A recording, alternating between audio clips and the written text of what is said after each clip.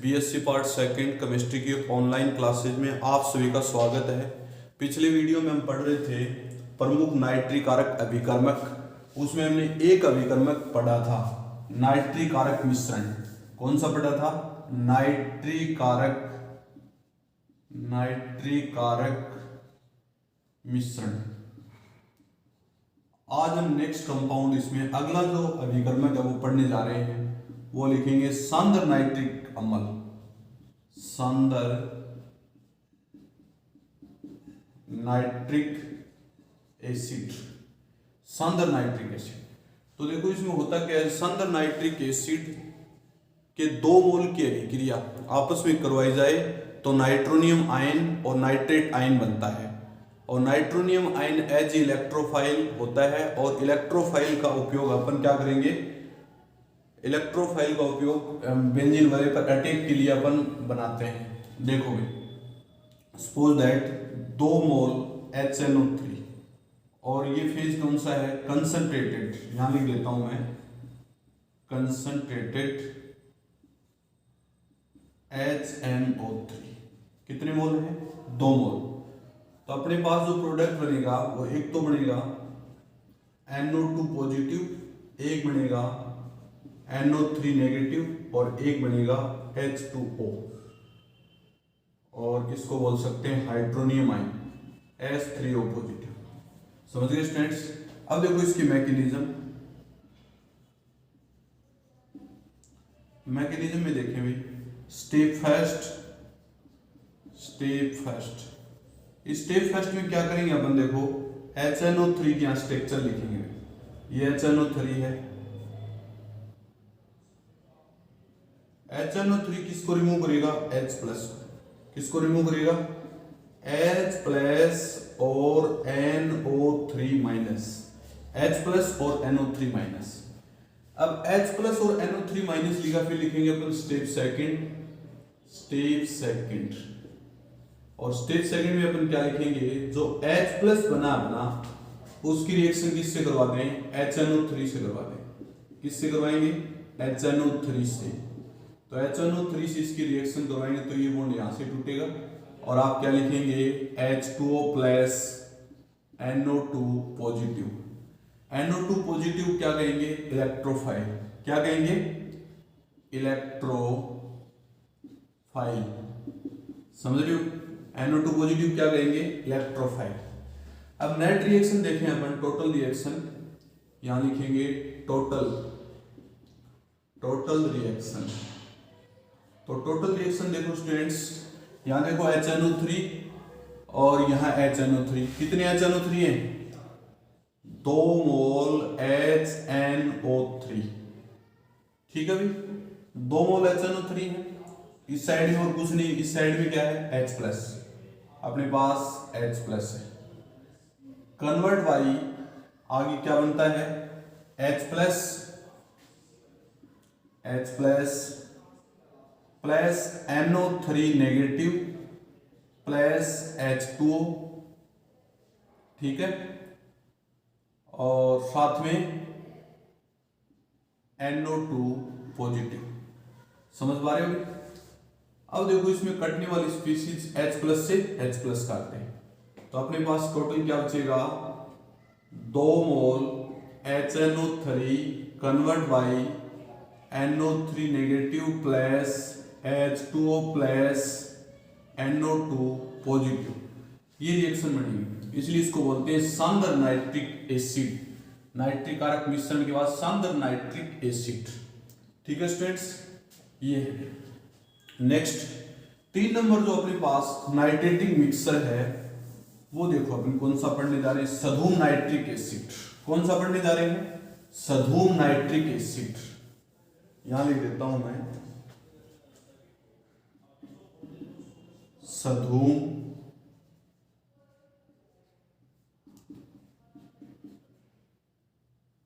Nitric acid. इसको English में बोलते हैं फ्यूमिंग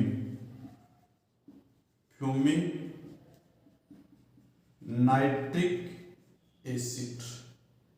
तो देखो स्टूडेंट, ये फ्यूमिंग क्या होता है? फ्यूमिंग शब्द कई बार आता है सधूम नाइट्रिक एसिड। सदुम नाइट्रिक एसिड होता क्या है, जो नाइट्रोनियम आयन बनता है ना सदुम में, जैसे नाइट्रोनियम आयन तो सभी में बनेगा भाई, और इसमें जो नाइट्रोनियम आयन बनता है तो जल की मात्रा इसमें प्रेजेंट रहती है, तो नाइट्रोनियम आयन क्या करेगा, जल के साथ रिएक्शन करके पुनः नाइट्रिक एसिड में बदल जाता है। यानी नाइट्रिक एसिड इसमें खत्म नहीं होता है। क्यों नहीं होता है? क्योंकि उसमें जल की अमाउंट होती है। किसकी अमाउंट होती है? जल की अमाउंट होती है H2 की, और H2 के साथ nitronium ion NO2 positive reaction करके HNO3 प्लस H पॉजिटिव बना लेता है। क्या बना लेता है? HNO3 plus H positive. तो इसमें वापस नाइट्रिक एसिड बन जाता है। इसलिए रिएक्शन बार बार होती रहती है इसमें। पहले नाइट्रोनियम आयन बन गए, फिर वाटर के साथ रिएक्शन करके nitric acid plus H plus, वापस H प्लस OH के साथ रिएक्शन करके क्या बना देगा? नाइट्रोनियम आयन, और फिर वापस क्या बन जाएगा? H2 उसके साथ रिएक्शन करके पुनः नाइट्रिक एसिड। तो ये प्रोसेस चलती रहती है, इसलिए इसको बोलते हैं सधुम नाइट्रिक एसिड। सधुम नाइट्रिक एसिड। ठीक है स्टूडेंट्स, नेक्स्ट देखो 4 नंबर अपन पढ़ने जा रहे हैं तनु नाइट्रिक एसिड। तनु नाइट्रिक एसिड, कौन सा एसिड पढ़ने जा रहे हैं? तनु नाइट्रिक एसिड। तो स्टूडेंट तनु नाइट्रिक एसिड जो होता है उसमें नाइट्रस एसिड का उपयोग किया जाता है। कौन किसका उपयोग किया जाता है? नाइट्रस एसिड का। और नाइट्रस एसिड का उपयोग करेंगे तो नाइट्रोसोनियम आयन बनता है। नाइट्रोसोनियम आयन पुनः नाइट्रिक एसिड से रिएक्शन करके नाइट्रोनियम आयन में कन्वर्ट हो जाता है। देखना है, सपोज दैट HNO2, ये नाइट्रस एसिड है। क्या नाम है इसका? नाइट्रस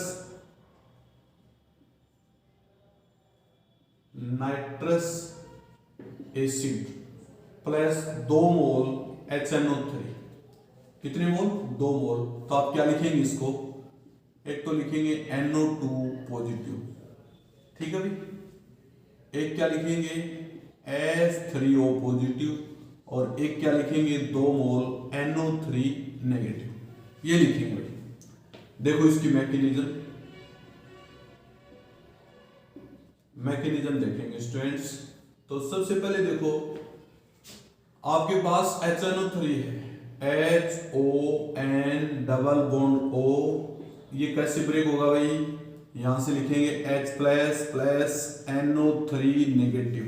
ठीक है भाई, कोई दिक्कत? अब देखो भाई यहां से बॉन्ड टूटेगा, ठीक है, बॉन्ड टूटते क्या बन जाएगा? NO3 negative plus H positive. ठीक है भाई, कोई दिक्कत? अब देखो H पॉजिटिव जो बना है उसकी रिएक्शन HNO2 से करवाएंगे। किससे करवाएंगे? HNO2।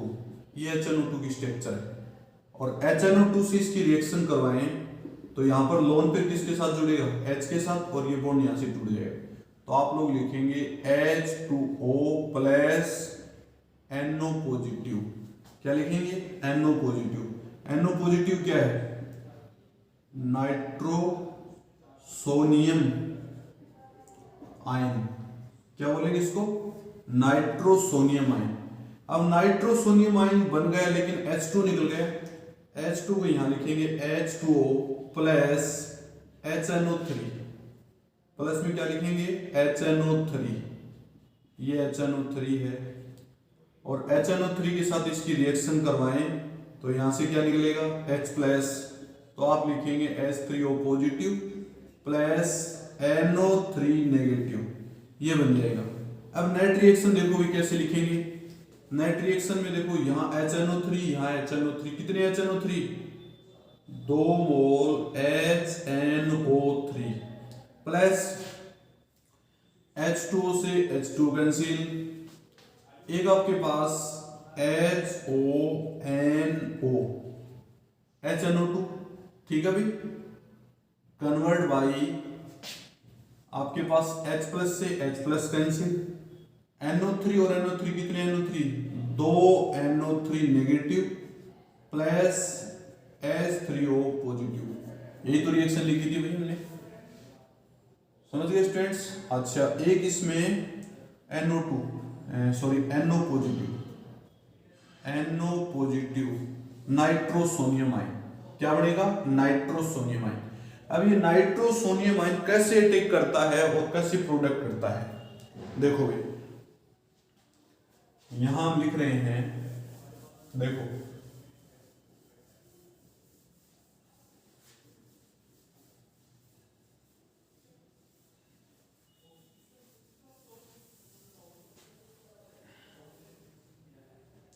सपोज दैट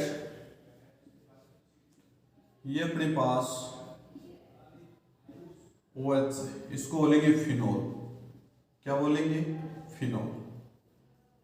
फिनोल की रिएक्शन NO पॉजिटिव से करवाएंगे। किससे करवाएं? NO positive.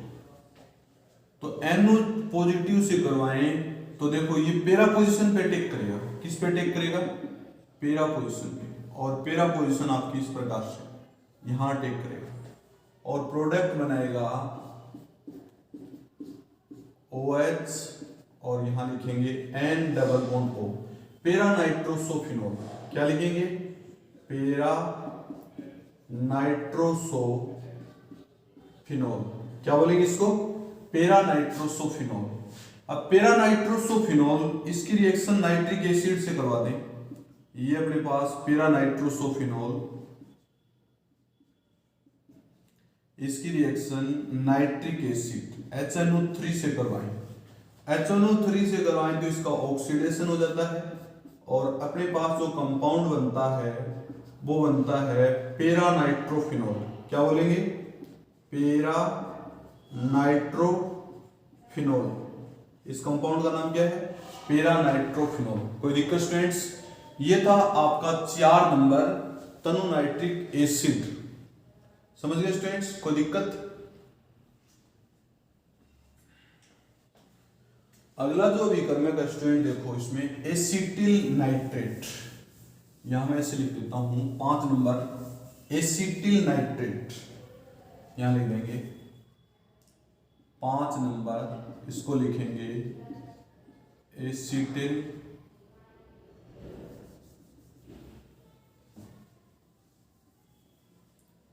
Acetyl nitrate. Acetyl nitrate. Acetyl nitrate, तो एसिटिल नाइट्रेट देखो क्या होता है भाई। सबसे पहले एसिटिल नाइट्रेट CH3 COONO, ये एसिटिल नाइट्रेट है। एसिटिल नाइट्रेट देखो कैसे टूटता है, यहां से बॉन्ड टूटेगा तो क्या बनेगा? CH3 CO O negative plus NO2 positive. अब NO2 पॉजिटिव जो है वो है इलेक्ट्रोफाइल। क्या बोलेंगे इसको? इलेक्ट्रोफाइल। इलेक्ट्रोफाइल। NO2 पॉजिटिव क्या कहेंगे? इलेक्ट्रोफाइल। और इलेक्ट्रोफाइल का बेंजीन वाले पर अटैक होगा। सपोज दैट ये टोलुइन है। क्या नाम है इसका? टोलुइन। और इसकी रिएक्शन एसिटिल नाइट्रेट से करवा दें। किससे करवाएं? एसिटिल नाइट्रेट से। तो एसिटिल नाइट्रेट से इसका रिएक्शन करवाएं तो अपने पास जो प्रोडक्ट बनेगा उसको मैं यहां लिख रहा हूं, ये प्रोडक्ट बनेगा CH3NO2 plus CH3C double OH, acetic acid बाहर निकल, इसको बोलेंगे ऑर्थो नाइट्रोटोलुइन। क्या बोलेंगे? Ortho nitrotoluene. ऑर्थो नाइट्रोटोलुइन बन जाएगा। प्रोडक्ट क्या बनेगा? Ortho nitrotoluene. ये बॉन्ड यहां से टूटेगा और इलेक्ट्रोफाइल बनेगा और इलेक्ट्रोफाइल का अटैक या तो ऑर्थो पोजीशन पे होगा या पैरा पोजीशन पे होगा। कोई दिक्कत स्टूडेंट्स? ये थी आपकी नाइट्रिक कारक मिश्रण या प्रमुख नाइट्रीकरण अभिकर्मक। ठीक है स्टूडेंट्स? नेक्स्ट देखो नाइट्रीकरण को प्रभावित करने वाले कारक, यहां लिख रहा हूं मैं नाइट्रीकरण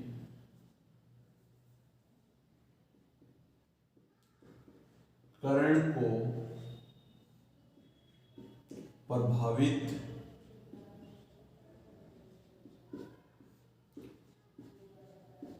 करने वाले कारक।